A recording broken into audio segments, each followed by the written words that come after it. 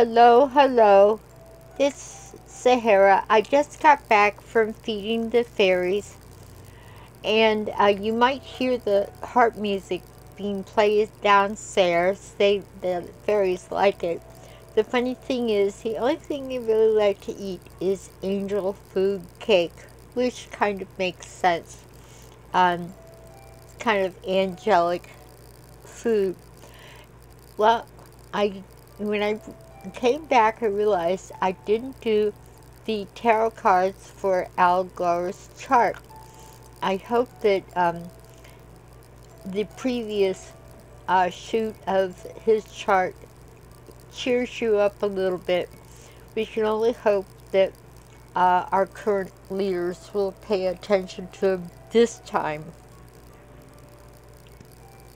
He was really elected as president, but the religious right kind of took over, and now, many years later, we have their choice, Donald Trump. And it is time to pay attention. I think Mr. Gore did not win the election because he had other things to do. He was guided, to tell you the truth.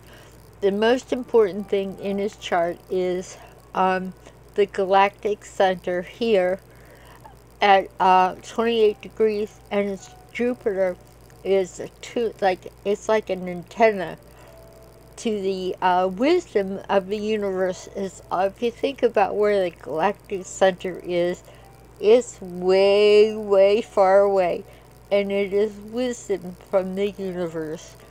And you want to look to see if you have any of these points in your chart as well. But I didn't get a chance to show you the tarot cards that go along with Al Gore's chart. In the previous shoot, I showed you his fiery 10-degree Aries sun in the 9th house, which is really important. It's in a firehouse, and it's a fire sign. So we have somebody that is really motivated. He has, I guess, he has the true fire in his heart. This is the card that goes along with 10 degrees. It's the Wheel of Fortune.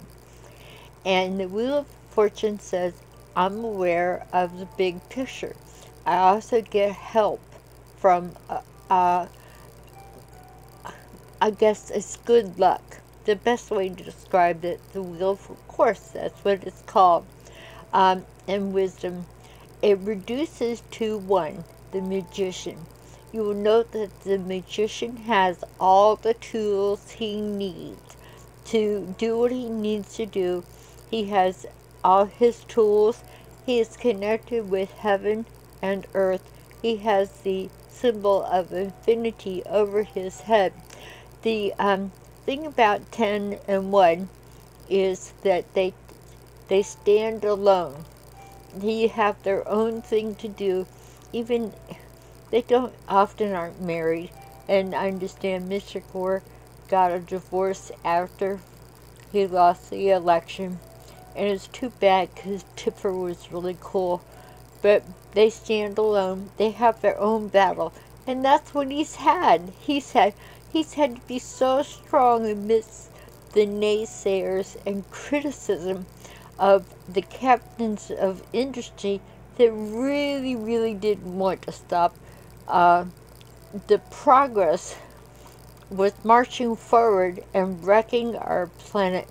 Mr. Gore never wanted to say, I told you so, and it's happening. So let's look at the rest of his cards.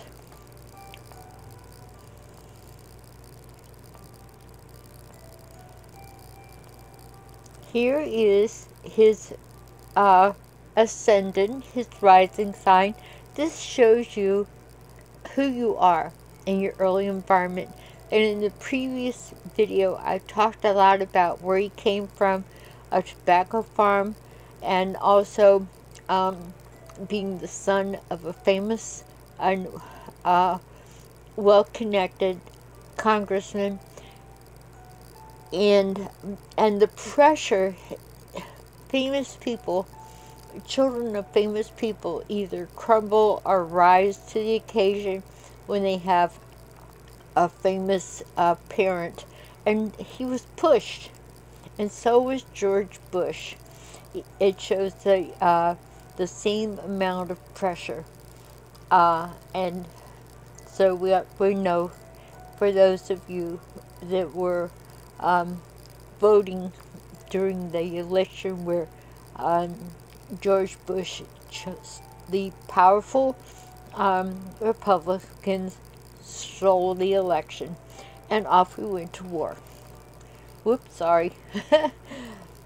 It's not a pretty picture. You just don't know. Clinton had put in some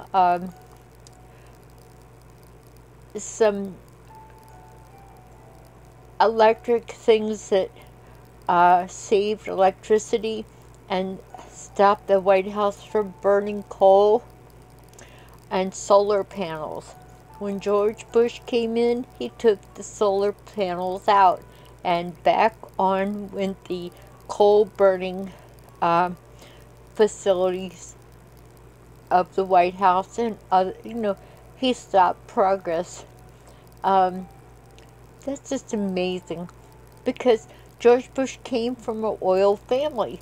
They're not really so nuts about all these big ideas to save on gas. So we had George Bush, and I hope we get to his chart later, because his chart is really interesting. He was pushed. It just happens sometimes. Here we have the galactic center. It was at 28 of Sagittarius, and it was Jupiter. Very, very, very. Jupiter's most positive. It's also a very spiritual planet. So you're receiving from the galactic center guidance, real guidance. And it shows here with the Magician. See, 10 reduces to 1. And we see that in the rest of his cards. And so he was guided. He got knowledge from above, and he could bring it down to the earth. He has divinity over his head and all the tools on his table. And the moon, a Capricorn moon, I love Capricorn, is 3 degrees, and it shows his background being raised on a beautiful Tennessee farm. And Tennessee's a beautiful state if you haven't been through there. Rocky Top is my favorite, so go see Tennessee. I love the place. But we have the Moon Empress. I love the outdoors. The Empress sits outdoors with lush greenery all around her. She's ruled by Venus, and Venus is planet ruled by Taurus, and they love their land, and they love the luxury and to enjoy the goodness of the earth. So that is part of who he is. His mom was probably strict, but also a guiding force, because Capricorn is kind of straight characters. I should know. I'm a Capricorn. And let me get over here to the midheaven. Once again, 21. And 21 is the world, and you're getting all kinds of help from the world around you. This is a wonderful blessing. Really, he was meant to deal with our allies. He could so effectively, because this is the world, and he has it at his command. And 1 plus 2 is 3. Once again, we have the Empress. I love the land. I love nature, and this has come true for who he is, and it is his guiding force. He's been, I don't think Mr. Gore ever wanted to say, "I told you so," and I hope it doesn't happen that way. So I'm going to bid adieu. I'm going to go back to the fairies and listen to the harp music and contemplate the next chart I want to do. If you have any people you'd like me to look at, I'm concentrating a lot on Leo's rising, and especially Leo moons, because Leos, they know they are the center of the solar system, and they receive that kind of energy and, let's say, charisma and presence. So you see them just mathematically, they are like 4 times more likely, especially the moon. Moon comes before the public. You're going to see more Leos out front and being leaders and positive leaders. So they're not always a class clown as they're portrayed.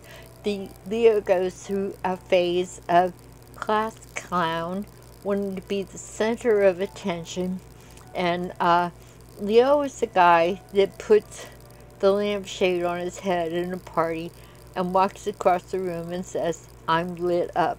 Okay, that's funny to a point, but they pass through that. Once they realize they are not the center of the solar system and the universe, they start to look deeper for a true center, and they move into spirituality, and they're your most spiritual sign because they're very attuned to the center, the grounding that we all need. So they become religious and spiritual leaders. Gandhi had a Leo moon.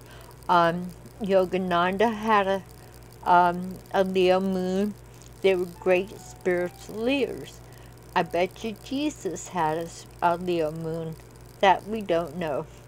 So I bid you adieu. Back downstairs I go to the fairies and to listen to the music and see if they want any more angel food cake. I want you to please subscribe. Look to the right hand corner. You're going to see a little cat, and press it, and that will subscribe you. And leave your information below in the comments section, and your information will be your birth information, and I can send you a chart, a good chart, and also suggestions of who do you like to see next. I have Michael Jackson, let's see, Whitney Houston, George Bush, Obama, a whole bevy of interesting personalities and the way they came to the forefront of our lives. So I bid you adieu. Click subscribe, and I'll also leave your information below, and see when you press the button to subscribe if it doesn't meow. It's a new technological advance I've made. I'm not sure if it'll work, so let's try it out.